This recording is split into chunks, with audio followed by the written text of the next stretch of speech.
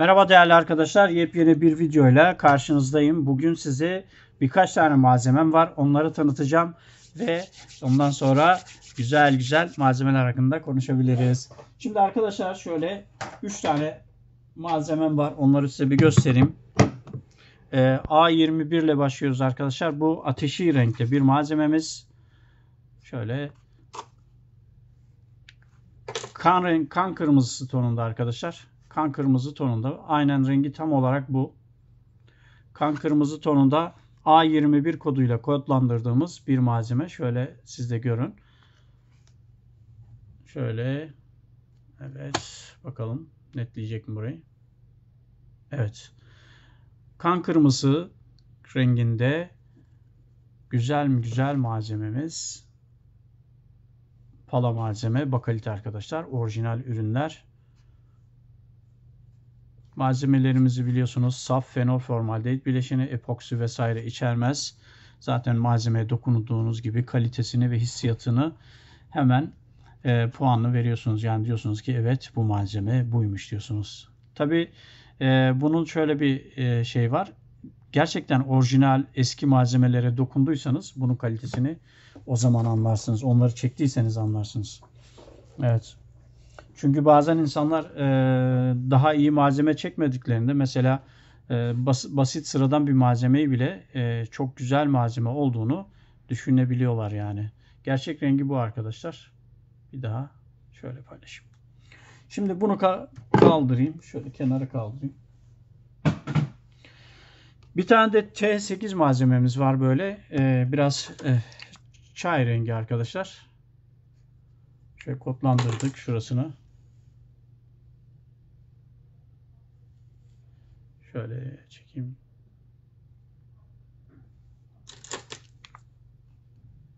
İç rengi de böyle arkadaşlar kırmızı olacak. Esasen ilk görüntü böyle çay rengi.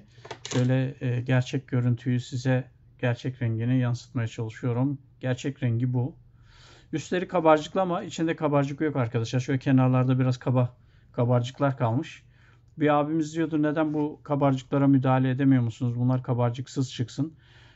Evet arkadaşlar bizim malzemelerimiz genelde kabarcıksız çıkıyor ama bazen böyle malzemelere müdahale edemiyoruz. Kendi kendine kabarcık oluşabiliyor. Elimizde hiçbir şey yok. Bazen malzemeler çatlıyor. Farklı farklı formlara giriyor. Bazıları hiç işlenmiyor. O yüzden yaşayan malzemeler diyoruz bunlara.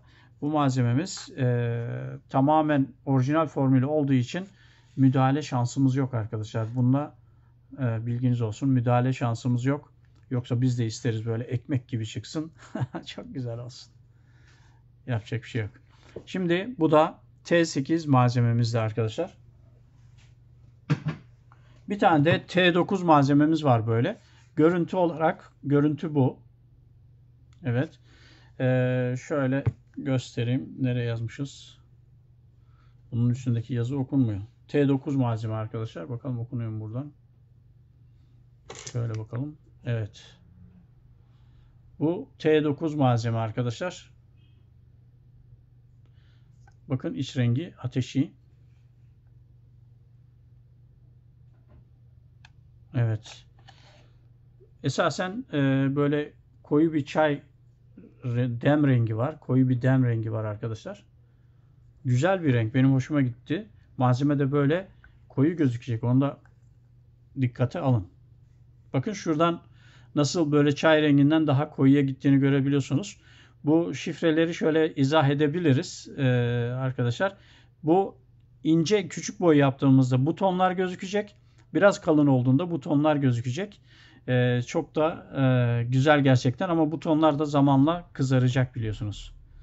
Ateşi malzeme için dışı siyah içi kırmızı ateşi malzeme için güzel bir örnek arkadaşlar. Bu T9 malzememiz. Evet bunu da kaldırayım. 3 tane demiştim. Bitmedi ama arkadaşlar. Yani 3 tane ilk alayım demek istedim. Şimdi burada P7 malzememiz de var. P7 malzememiz şöyle dış tarafı tamamen siyah. Altı tarafı böyle. Çok farklı bir renk. P7 malzememiz arkadaşlar. P7. Bu malzeme zamanla siyah olacak anlamına geliyor arkadaşlar bilginiz olsun. Evet. Bakalım ışık geçiriyor mu? Işık geçiren yer şöyle turkuaz tonunda bir renk var. Resimleyebiliriz. Şöyle S72 P7 722 gram.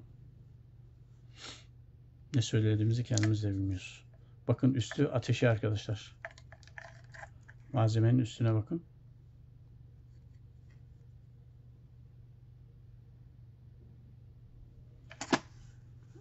Böyle ışık vurduğumuzda üstünü ne görüyoruz? Bordo.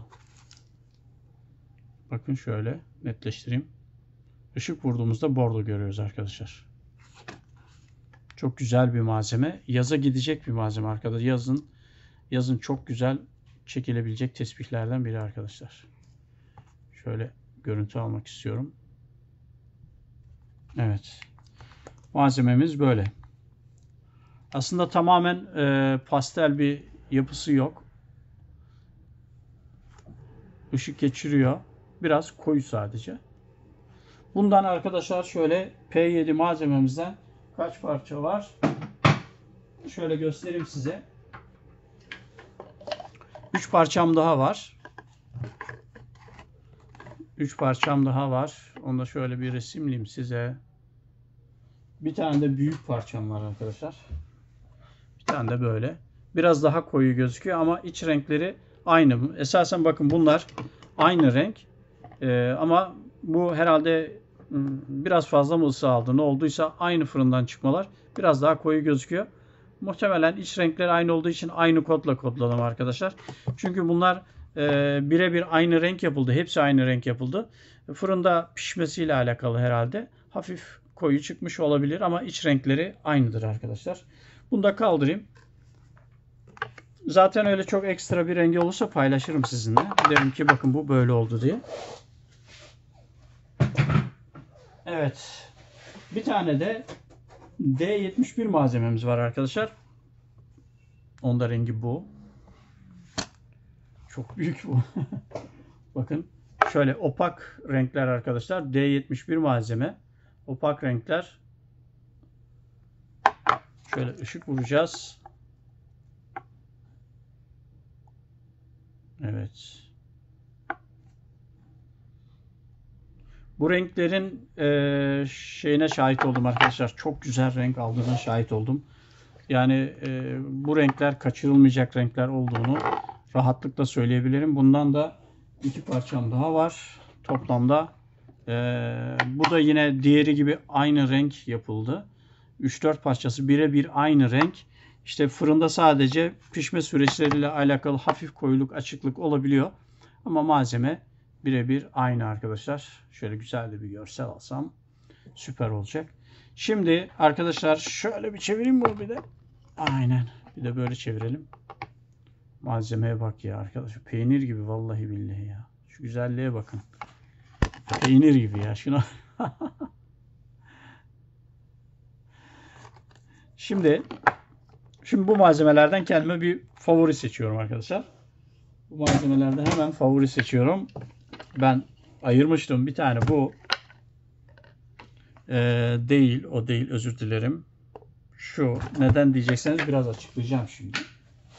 Öbürlerine de bakacağım. Bu.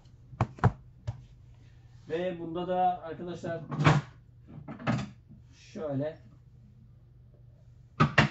şu renk var. Bunu hatta şöyle yapabiliriz. Bir tık koyabiliriz şöyle. P7 mi demiştik bunlara? Buna bir şey yazmamışız.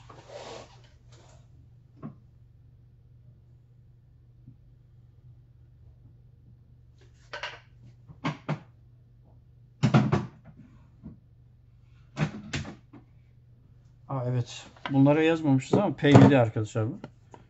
P7 malzeme. Şöyle bir işaret koyalım.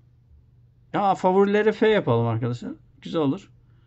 P7F favori yani. Bu da T9F favori. Bu da evet D71 favori arkadaşlar. Favoriyi söyleyeyim size. Niye bunu favori seçtim? Hemen anlatayım. Bakın burada ben şuralarda bu malzemenin şuralarında böyle damar dalgalanmaları gördüm. O yüzden bunu favori seçtim. Bakın yaklaştırabilecek mi, gözükecek mi bilmiyorum. Evet, bak şu an gözüküyor. Şurada damar dalgaları var. Diyorum ki bu malzemedekiler acaba damarlı mı çıkacak? Bakın arkadaşlar, malzemeler birebir olsa bile bazı malzemelerde işte pişme sürecinden de olabilir. Renkler de aynı olsa bakın farklılıklar oluşabiliyor. Bunda damar var gibi. Ben bunu favorimi aldım. Bu da ateşi renk olduğu için bunu favorimi aldım. Bakın çok güzel bir rengi var. Dışı siyah olacak, içi ateşi. O yüzden T9'u da favorime aldım. P7'nin de bu biraz koyu olanını, maviye benzeyenini, biraz daha diğerleri turkuazlı karşılaştıralım. Aynı renk, tamamen aynı renk. Bakın. Şöyle biraz açayım.